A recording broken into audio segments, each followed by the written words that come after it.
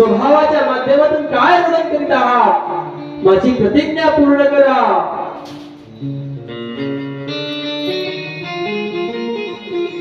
आणि तेव्हा दशरथ म्हणतात, हिला केवळ आणि केवळ माझा मृत्यू हे घेऊन येत आहे. ही माझा मृत्यू घेऊन आलेली आहे. अरे कैकेयी, भरत तर हा स्वप्नामध्ये सुद्धा राजगादी इच्छित नाही. अरे अयोध्या ही सुखी होणार केवळ आणि केवळ रामचंद्र यांच्या माध्यमातून. राम राजा होणार आणि अयोध्या वासियांना सुद्धा माहिती आहे की रामाच्या माध्यमातून ही सर्व प्रजा सुखी होणार, रामाची सेवा करणार. फक्त तुझा कलंक, फक्त तुझा कलंक आणि माझा पश्चाताप.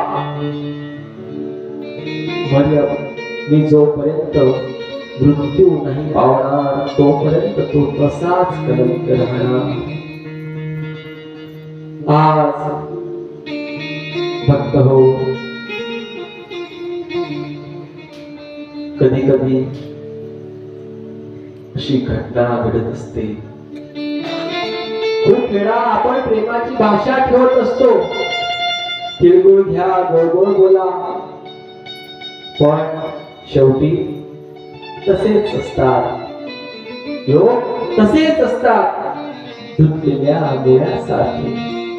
फक्त बोलण्याच तेवढं असतं. ज्याप्रमाणे आपण समोरच्यांना तिळगुळ देत आहोत, त्याप्रमाणे मधुर वचन बोलत आहोत, त्याचप्रमाणे आपलं जीवन मधुर असायला पाहिजे. हे अभागण, अरे जा, इथून निघून जा, मला तुझं मुख सुद्धा बघायचं नाही. आणि म्हणून भक्त हो, कवी म्हणतो, जारे की चाहनारा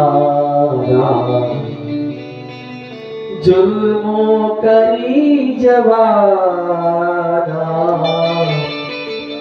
प्यारे आ जिंदगी ना दिल सो खरी जवाना.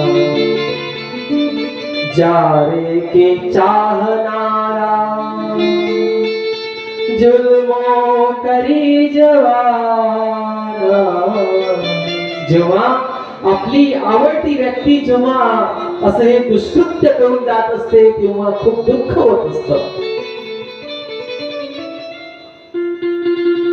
आज सूर्यवंशाचा नाश होणार आणि हे राम असं बोलून आज आकुळ होऊन राजा दशरथ ज्याप्रमाणे पंख शिवायचा पक्षी ज्याप्रमाणे राहत असतो, त्याप्रमाणे आज त्या दशरथ राजा हा सुद्धा त्याप्रमाणे रुदन करीत आहे.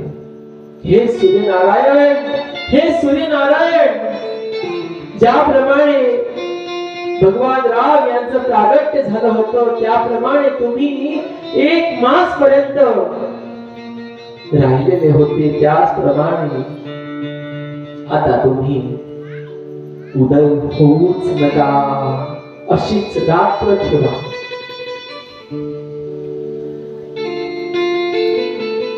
हे सूर्यनारायण, या अयोध्या वासीला प्रातः काळ दाखवू नका.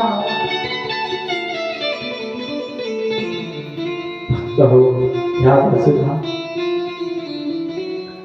शंख ध्वनी झालेला आहे. मंत्री, प्रधान, गुरु व शिष्य महाराज दशरथ यांची वाट बघू लागलेले आहेत. अजूनपर्यंत महाराज का आले नाही?